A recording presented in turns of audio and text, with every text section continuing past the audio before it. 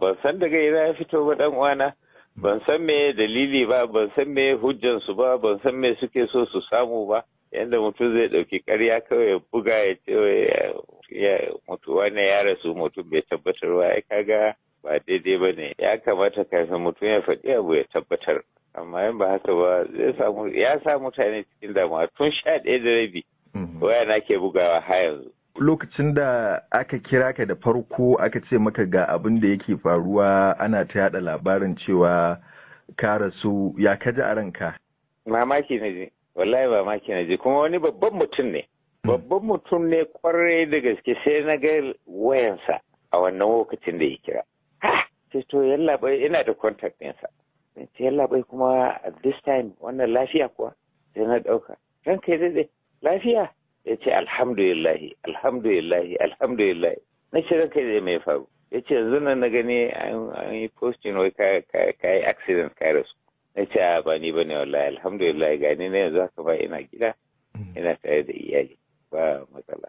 So mamaki na sha, wallahi ba wani abu kawai mamaki na sha ya aka yi wannan, wa fesa wannan labarin. Me dalili?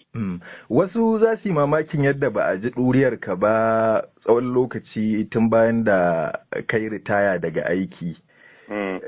Kwatsam kuma sai aka ji wannan abu ya faru. Kamar me kake ganin ya haifar da haka? Allahu alamu. Abun da ya sa ba a ji ɗuriya ta ba saboda na yi ritaya ba na yi.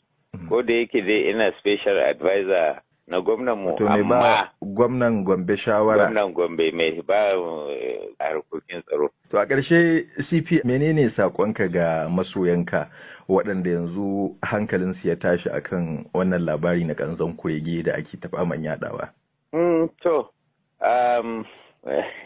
Malam Imam Sale, ina tabbatar maka da cewa na ji daɗi ƙwarai da gaske yadda mutane suka damu, suka firgita, suka yi bakin ciki da sauransu na abun da suka ji, kamar na ga ta'aziyya ta tun ba mutu kenan. Ina kira ga masoyana Allah ya ƙara mana zumunci, Allah ya ƙara mana son juna, kuma mu ci gaba da addu'a Allah ya kare mu daga dukkan abun ki.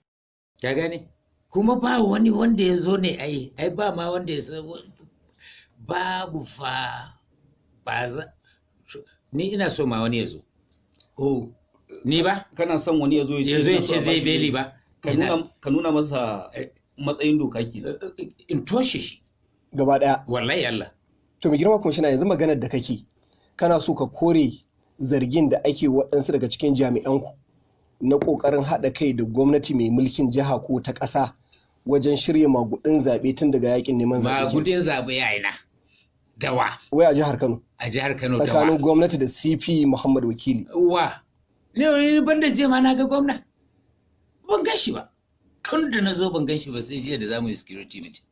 Gaba ɗaya. Kai ɗan jarida ne ka tambaye shi ko ya ga CP. A'a haba Alhaji. Ba za a yi wannan da kai ba. Wai ba ku gane ba ne kam. Ba ku gane wai shi aiki amana ne ba. Amana kuma daga gun mahalicinmu. Ai in ka zama gwamna, in ka zama ɗan siyasa, in ka zama CP, in ka zama shugaban ƙasa Alhaji. Na ɗaya Allah zai tambaye ka. Na biyu mutanen gari za su tambaye ka. Ko ba haka ba? Na uku kana da 'ya'ya da jikoki a zo sai buga 'ya'yana tambarin an yi rashin gaskiya da ni ba da ni ba. Ni fa ba a rashin gaskiya da ni Alhaji. Ba a rashin gaskiya da ni don na fi jin tsoron Allah da mutum.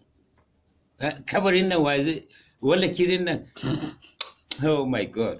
Anyway, ba wanda ya taɓa nema na don in yi rashin gaskiya. Ba a neme ni ba ma balle ma in ki. Idan kuma an nema ba za ka ba da ba ma ina ma fuskar take. Ba sai an ga fuska ba. Kai ka ga fuskan da za a ce min za a yi min wargi?